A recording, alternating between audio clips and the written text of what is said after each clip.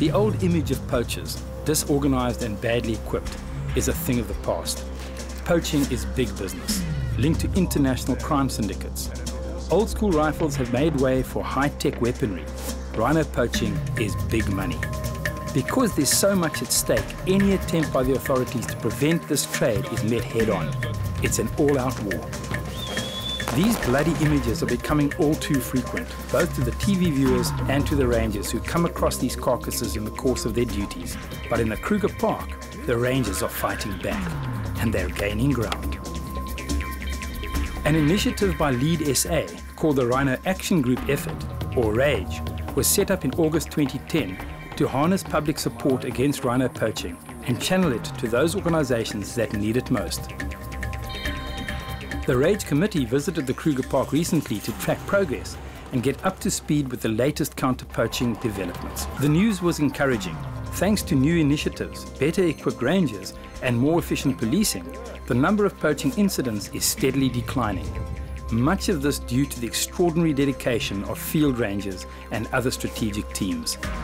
Don English, section ranger of Malalaan in southern Kruger, took the committee through some of the inner workings of his section. If you look at the modern day armed poachers, they've evolved from simple bushwise poachers like that guy to higher organized poaching syndicates consisting of highly trained, sometimes ex-SANDF Special Force guys, which we've already arrested in the park.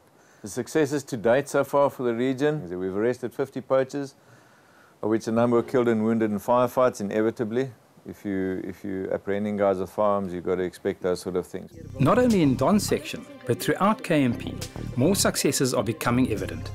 Improved effectiveness of security measures in a particular section reduced poaching events from a staggering 24 animals killed at the start of the year to 0 incursions in the last 6 weeks.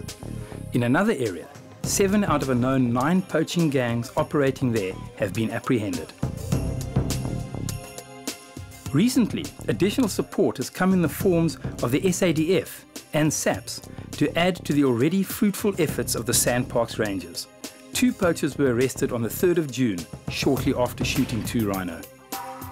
Until recently, there's been a major disparity between the number of arrests and actual convictions, as the chain of evidence is a key requirement for legal use in court. Prosecutions such as these could not happen without the meticulous work in gathering and presenting evidence by the investigation teams. Cobus de Wet took the RAGE team through the reprocessing of evidence at an actual crime scene. The standardized procedure is linked to police forensics. Another new breakthrough by a South African scientist has made it possible to link evidence back to a particular poaching scene, making for far more effective prosecutions. This is done via DNA analysis.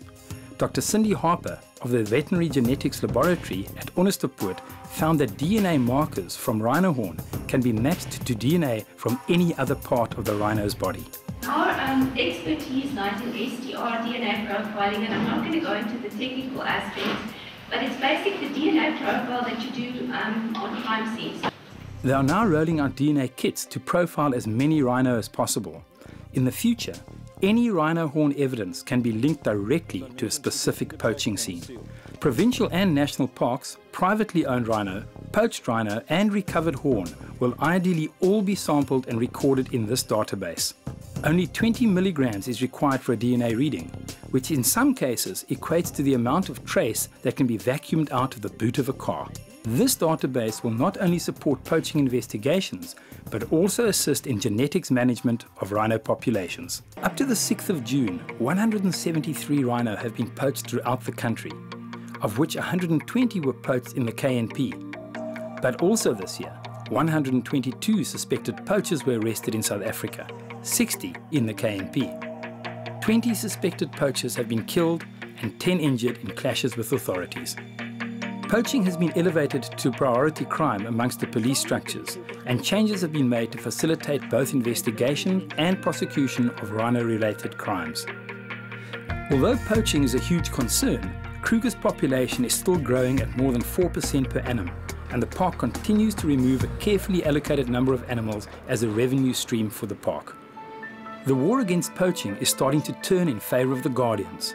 It's a war which we need to win. Poaching depletes a limited resource. Once it's gone forever. Keeping rhinos alive and thriving is not only the right thing to do, it's also a major benefit to the country through our tourism industry. Fewer tourists in our game parks means fewer jobs, more unemployment, and more potential recruits for the crime syndicates. It's a vicious cycle. If we fight and we keep winning, it can be a virtuous cycle, one where everyone wins, except the criminals.